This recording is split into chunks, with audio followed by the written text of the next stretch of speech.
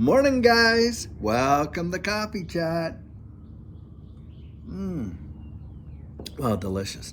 I sure hope you have had a fabulous weekend. Boy, I'll tell you, lots of exciting things happening in this space. That is for sure. In fact, one right here in my home state of Texas just came about where the House in Texas had voted to make crypto a basic right. Yep, they've added it to the Bill of Rights where you are able to hold and actually transact using digital assets. Guys, I'm telling you what, that says volumes. And the thing is with individual states actually hold the power where they can still issue their own currencies. And here we are in Texas making it absolutely possible for just anybody to hold, and part of their Bill of Rights, that you can hold on to your crypto and you can literally use it to transact. I'm telling you, I think a lot more people are going to be moving down here to Texas because this state is becoming super friendly to this digital asset space in a big way, and that is an amazing positive deal. Now, something else I was reading today, this is coming out of Larry Fink. He's the CEO of BlackRock, for those who don't know. And BlackRock, man, they manage what, $13 trillion of assets under management. I think another $5 trillion through other subsidiaries. And Larry's coming out saying, hey, the U.S. is really on track to put their reserve dollar status in some serious jeopardy. Now, guys, it's my personal belief that the petrodollar is absolutely dead. We just haven't had the funeral yet. When you consider the UAE and you got Saudi Arabia and all these other countries that are joining, the BRICS League of Nations there. And when you think about that, they're out there trying to make up their own currency that will be traded among all of these nations, and they're going to use distributed ledger technology to do it. And in some cases, they're even talking about the possibility of backing it by real world commodities like gold, silver, and other metals like that. I'm telling you guys, the U.S. reserve currency status, as far as I can see, and what my personal opinion is, it is already over. And in fact, it's going, and we just haven't hit, it just hasn't hit us yet. It's like a tsunami that's coming in from way out there in the ocean, but it's coming and it is eventually going to hit our shores. And when it does, you think inflation's bad now, all those dollars that were printed, let's think about this. The real demand for US dollars was outside the United States because of that world reserves currency status. And you can literally go to almost every bank in the world and they would have US cash on reserve. In fact, I heard a stat that there are more $100 bills in Russia than there are in the United States.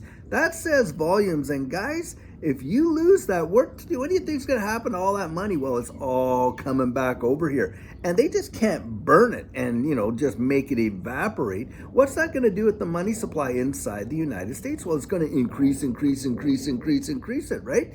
And what's going to happen to global demand for it? Well, drop. Isn't that? And you are going to see such hyperinflation that it will generally blow our minds. Now, my personal belief is this. These guys, these powers that be, they know what's coming and they're getting everything right into place so that when that time comes, bang, the very ones that created the problem, they can come out and look like, the absolute knights in shining armor to come to everybody's rescue. That's what I think is going to go down. In fact, I was reading another article today that there's draft legislation on the table for regulatory clarity in this digital asset space before the House. And think about it in this way. You're talking about defining who's actually going to have regulatory authority over this space. And, you got this big tug of war between the CFTC and the SEC.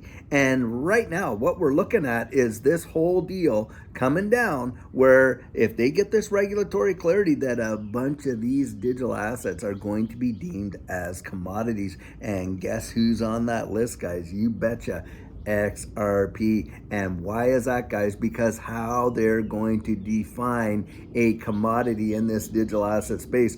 All you're really looking for there is decentralization and just how in which it's done. And we know that XRP and the XRP ledger can truly demonstrate they are genuinely decentralized. In fact, most people, you yourself, me, we could all have our own node on the XRP ledger, and it would take hardly any software to do, and it's not really that technically difficult.